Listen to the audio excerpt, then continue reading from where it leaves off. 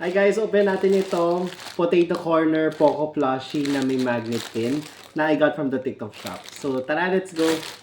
So covered siya in parang Lazada-like bag. So yan yung address ko. Anyways. So, I'm really excited for this kasi sa outlets, ano ata siya? 200. Pero nakuha ko na siya na 180. So sobrang sulit, diba? Yung nalaglag pa. Alright, eto na yun. Ang cute, diba?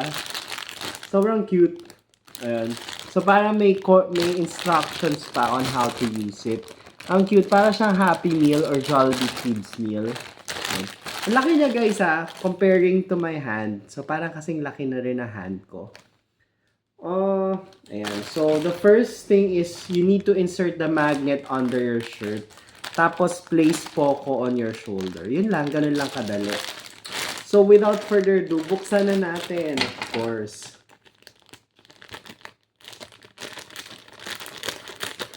Actually, may ganito rin akong plush sa Hong Kong Disneyland, which is si Winnie the Pooh. Try ko hanapin, tapos compare ko rin. Oh, ayan. So, ayan siya. Ganyan siya kalaki, guys.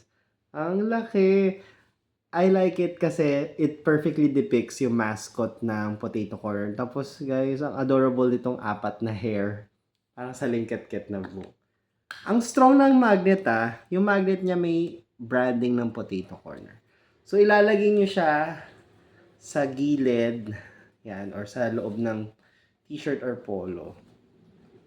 O, diba? Medyo mabigat siya in fairness.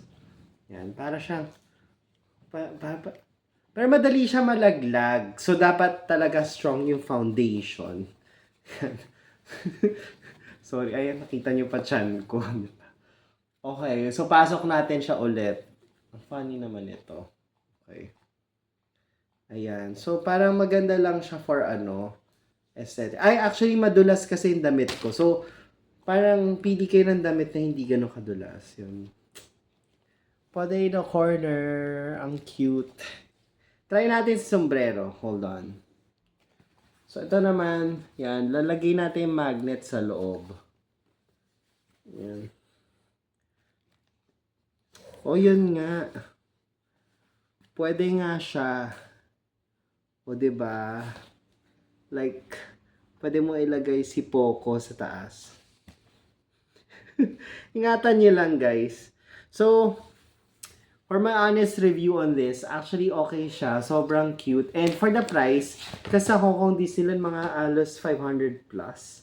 Yung mga ganitong magnet plushie. So, parang it gave birth dun sa Bibe na trend.